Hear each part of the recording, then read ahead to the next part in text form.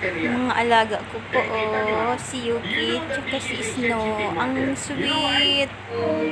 Ngayon po, magluluto pa tayo ng ampalaya with chicken. Una po, gisahin nyo lang po yung sibuyas, bawang, bell pepper, and then halo-haloin at ilagay na manok. Maya-maya lang po ng konti ay ilalagay na rin ang ampalaya, pinakamasarap na gulay na nagbibigay ng magandang epekto pag mababa po ang ating pag-low red blood tayo. Masarap naman po ang ampalaya.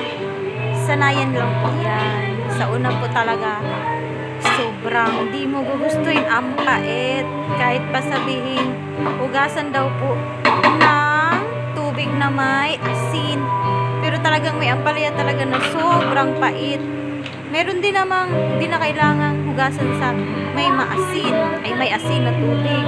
Kasi hindi siya ganun kapait. Yung iba lang talaga sobrang pait. Kaya hugasan na siya ng may asin na tubig. Pero sa ngayon po, natuto na po akong kumain ng ampalaya. Favorite ko na siya ngayon. Favorite gulay ko na po siya, ampalaya. Kahit anong ano po, isahog. Basta ano lang, yung ganyan gisa. Ginisang ampalaya na may either pork or chicken yung pang halo lang. Tapos ganyan. Ano lang po, ginisa. Masarap po. Na pag makasanayan na, sarap.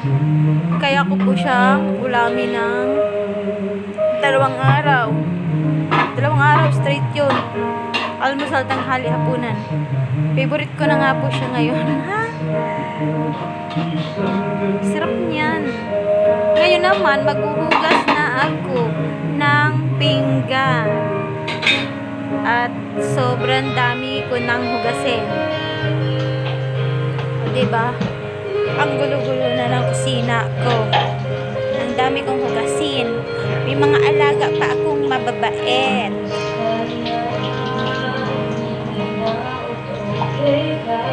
Nagbabanlaw na po ako nito kasi sobrang haba po pag hindi ko i-edit yung ano mula nung nagsabon pa ako. Sobrang haba na ng video ko. Salamat po sa mga manonood at sa nanonood na, sa manonood pa lang. Maraming salamat po. Binablog ko lang yung ginagawa ko sa bahay, sa araw-araw. Malaki talaga yung sakripisyo ng isang housewife. Pero yan talagang buhay. Basta lang sikat lang ang center ng buhay natin.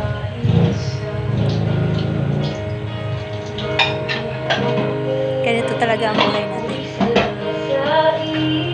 At least masaya tayo, nakakain sa araw-araw, at higit sa lahat nagpapatuloy na mabuhay dahil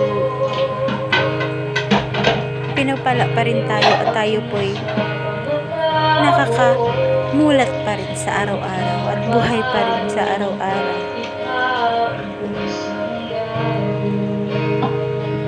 Ang mga pagsubok at problema ay talagang nandiyan yan dahil tayo ay tao lamang. Pero dahil kay God,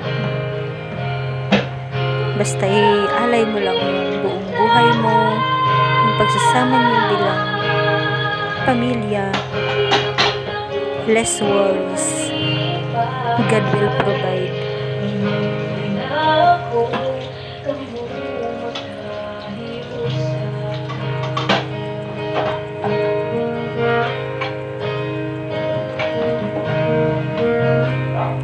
pagmamahal ng Panginoon sa atin ay walang katapusan. Hanggang sa kahuli-hulihan, pinipili niya tayo.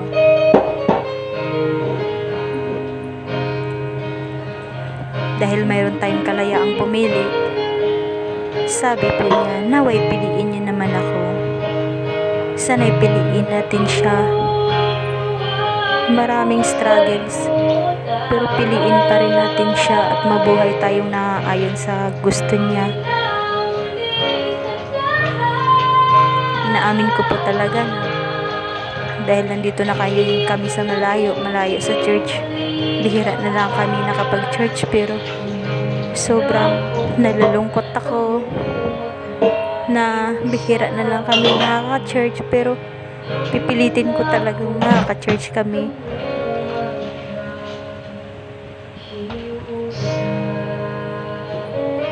Ayun, hugas-hugas lang. Dahil kumakain, syempre may hugasin.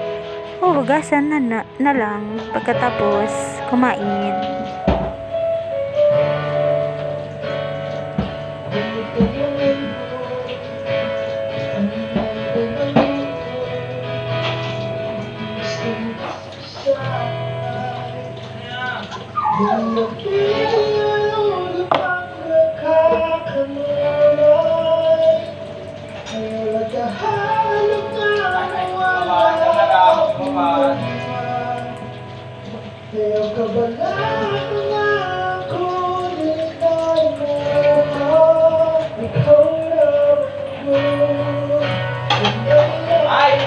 Ang alaga ko ay nangangamot.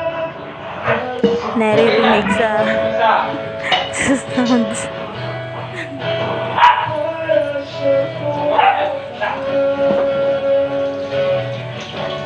No! Architect sa bileg. Architect ba sa bileg? Architect ba? Architect. Ikaw.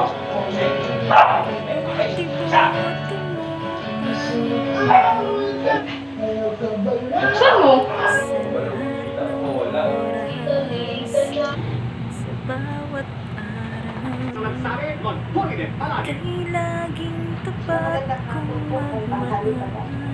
Ang kaawaan, Manggagawa doon sa aming bahay. mapapalang hanggang Birthday po kasi ng anak ko, so bibigyan po natin sila ng